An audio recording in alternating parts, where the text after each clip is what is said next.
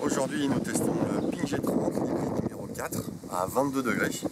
Un club assez joli je trouve, avec un poids en arrière, avec une surface de club quand même assez profonde. Le poids en arrière permet de faciliter un petit peu les balles hautes. En plus avec toujours cette couleur noir mat typique de chez les G30, je les trouve assez jolis. Toutes les stries sont là évidemment pour évacuer l'herbe résiduelle à l'impact. Il fait partie de ces rares hybrides qui aujourd'hui n'ont absolument aucune possibilité de changement de l'ail. Donc pourquoi pas, c'est un choix. C'est de toute façon à 22 degrés, on n'est pas obligé de le modifier énormément. Et je le trouve plutôt joli.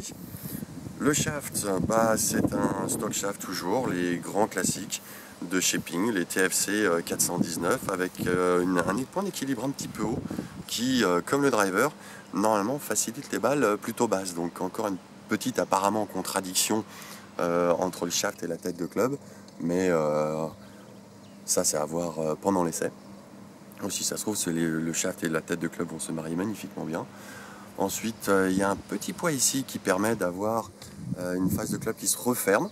Donc ça, ce serait pour éviter les slices, mais toujours à voir. Et par contre, ce que j'aime beaucoup sur ce club, c'est qu'il se pose avec une facilité déconcertante sur le sol.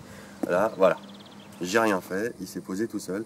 Et même quand on le pose pas très bien, en 2 secondes, même pas, il est posé nickel chrome.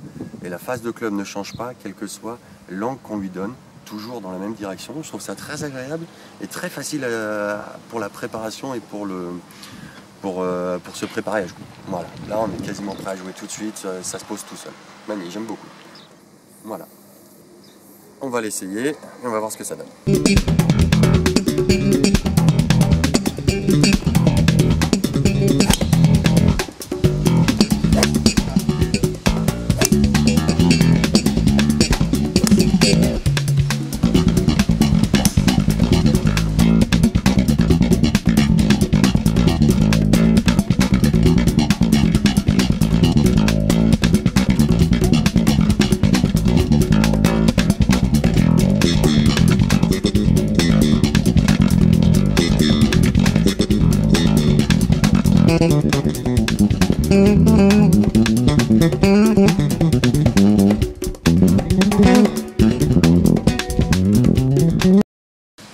Nous voici donc sur le Ping G30, l'hybride 4 à 22 degrés. Voilà. Et j'ai trouvé ce club très identique au bois 3, au bois 5 pardon, à une exception près, c'est que les trajectoires n'étaient pas très hautes, pas trop hautes par rapport au bois 5 qui envoyait des balles je trouvais assez hautes. Le shaft a l'air un tout petit peu mieux équilibré et puis surtout une facilité de jeu assez sympathique, même décentré ça part bien.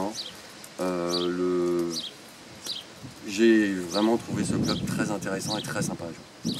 Oui, en plus, on s'attaque à une catégorie de club qui est quand même particulière, qui est l'hybride. Et on sait qu'il y a des joueurs qui aiment, d'autres qui n'aiment pas.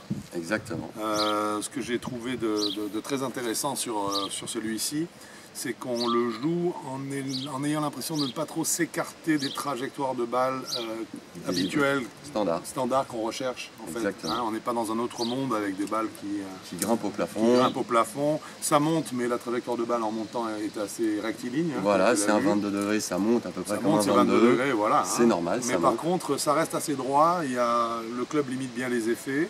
La balle ne monte pas sur un décollage exponentiel, ce qui est très désagréable parce que ça ne garantit plus aucun roulement. Un très bon club. Très bon club avec un toucher un petit peu plus difficile encore. Voilà. La face de club est encore plus petite que le bois, même par rapport au driver. Donc un petit peu plus pointu, mais même décentré, ça passe bien. Hein. Voilà. J'ai beaucoup aimé ce club. C'est ça, donc c'est un très bon club, très agréable. J'ai aimé moi particulièrement aussi le fait qu'on n'est plus ici sur la bague de réglages possibles. On est sur des clubs, ça y est, où en fait on a un lien direct, un rapport direct entre le shaft, entre le grip par le shaft qui nous mène jusqu'à la tête de club. Ouais. Et il n'y a plus de bidouille. Il n'y a plus de bidouille, on est sur une transmission de l'onde de choc qui va être régulière, qui ne va pas aller se perdre dans des rouages des mécanismes. À chaque fois qu'il y a un passage par une vis, et ben on a une perte forcément de flux en tout cas. Donc un très bon hybride. Un très bon hybride. Qui coûte combien? Qui est à 219 € et qui les vaut. Voilà, donc on est, on va dire, peut-être une trentaine ou une quarantaine d'euros plus cher que ce qu'on trouve en milieu de gamme. En milieu de gamme, mais c'est plus du haut de gamme quand même. On est sur du haut de gamme. Qui dure longtemps. Voilà. C'est pour des donc joueurs. C'est totalement justifié pour moi. Voilà, des joueurs à partir de 10 à 40, facile, très très très large au niveau de la couverture des golfeurs. C'est parfait. Voilà. Merci Quentin. Au plaisir. Thank